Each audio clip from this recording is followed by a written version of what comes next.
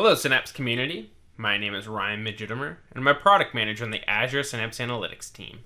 Today is our May 2022 Synapse update. We've got a lot of updates this month, quite a few actually. We've got updates for SQL, Apache Spark for Synapse.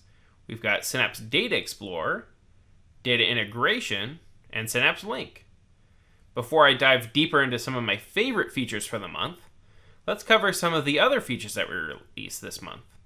Now you can find a full list of the features as well as links to find other information, brief descriptions, all of that kind of good stuff on our blog. And you can find a link to the blog in the description for this video. First, if you missed our big announcement this month, we've launched the Azure Synapse Influencer program. Watch our video announcement and check out the website to learn more and sign up. It is quite awesome. All of the cool kids are doing it, so definitely head over to that website and check it out. Next, we've got SQL serverless updates. So in serverless pools, you can now query files in the data lake without knowing your schema up front. Previously, you had to explicitly define the schema to get optimal query performance. With this new feature, you can get optimal query performance without having to define the schema. In Apache Spark for Synapse, the Azure Synapse Dedicated SQL Pool connector for Apache Spark is now available in Python. Also, you can now use the new Spark configuration management feature to create standalone configuration artifacts with auto-suggestions and built-in validation rules. If you want to learn more about that, check out the blog, and you can learn about all the things that this feature lets you do. In Synapse Data Explorer, first, you can use managed identities for external SQL Server tables. With managed identity support, Synapse Data Explorer table definition is now simpler and more secure. You can now use managed identities instead of entering your credentials. Next, the new KQL Learn module is live. Check out the module to learn how to gain insights from your data by using Kusto query language. This is the second of 3 modules being released. Third, to simplify the event routing experience, ADX now supports routing events data to multiple databases hosted in a single ADX cluster using dynamic events routing. Previously, you had to use multiple ADX clusters. And last, configure a database using a KQL inline script as part of a JSON ARM deployment template. In data integration, first, automatic incremental source data loading is now natively available for Synapse SQL and Azure Database for PostgreSQL and MySQL. With a simple click, users can enable incremental extract, and only inserted or updated rows will be read by the pipeline. Next, user-defined functions for mapping data flows feature is now in public preview. You can create customized expressions that can be reused across multiple mapping data flows rather than having to do the same string manipulation, math calculation, or other complex logic several times. Third, error handling has now been added to sinks following an assert transformation. You can now choose whether to output the failed rows to selected sink or to a separate file. And last, new UI updates have been made to source projection editing in mapping data flows. You can now update source projection column names and column types with the click of a button. And in Synapse Link, we announced the public preview availability of Azure Synapse Link for SQL at Build 2022. For all of the details on this announcement, check out the blog linked in the description. For more information on how to use it, check out the video we released last week. Now that we've reviewed those features, let's talk about the 4 features that we're going to dive a little bit deeper into. We've got the Azure Synapse Data Explorer connector for Microsoft Power Automate, Logic Apps, and PowerApps. We've got the Synapse Data Explorer Live Query in Excel. We've got the export pipeline monitoring as a CSV, as well as the data warehouse migration guide for dedicated SQL pools in Azure Synapse. Now, let's start with the connector for Power Automate, Logic Apps, and PowerApps. Remember, that the ADX connector for Power Automate enables us to orchestrate and schedule flows and send notifications and alerts as part of a scheduled or triggered task.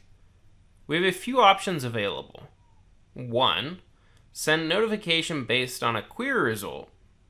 As an example, when a threshold exceeds a limit. 2. Send recursive, daily or weekly, reports with tables and charts. 3.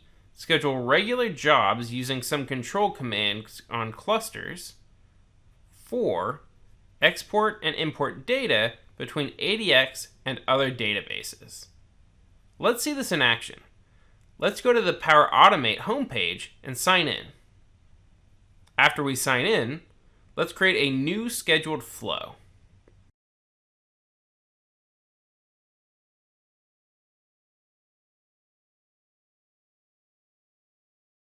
Let's search for Azure Data Explorer actions.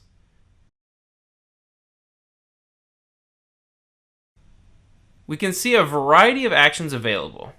Run KQL queries, run KQL and render a chart, run async control command, and so on.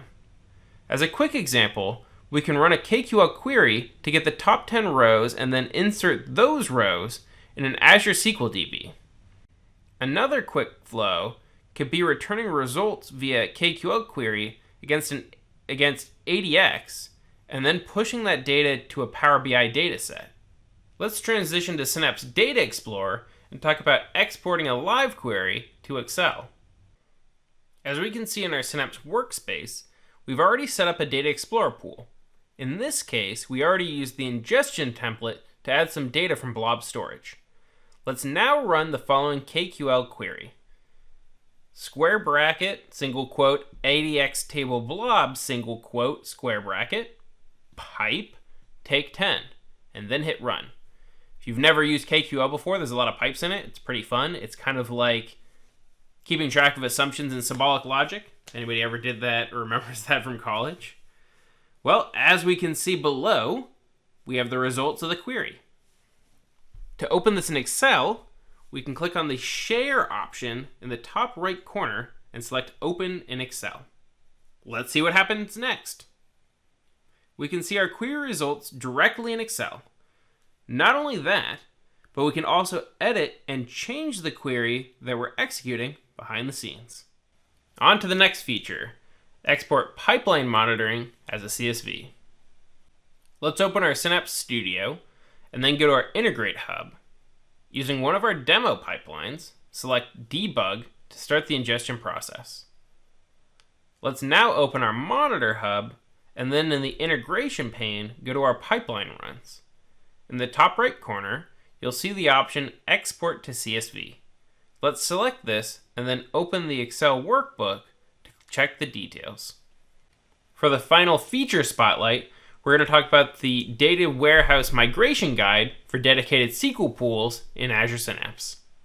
We just released a set of Data Warehouse Migration Guides to make your transition to Dedicated SQL Pools in Azure Synapse easier. The guide provides tips and best practices, as well as guidance around optimal approaches for migrations, keeping in mind security. We currently cover Teradata and IBM Netezza, and Oracle and SQL Server are soon to be added. Check out the description for the link to the guide. And those are the features we have for you for this month. Tell us in the comments what your favorite feature is. Again, my name is Ryan Magitimer. You can find me on Twitter at rmagitimer and Synapse on Twitter at Azure_Synapse. Like this video, comment on this video, comment on all of our videos, subscribe to the channel. Also, remember something about an influencer program? Definitely check that out. Join up. It's very fun. Thanks for watching. We'll catch you on the next one.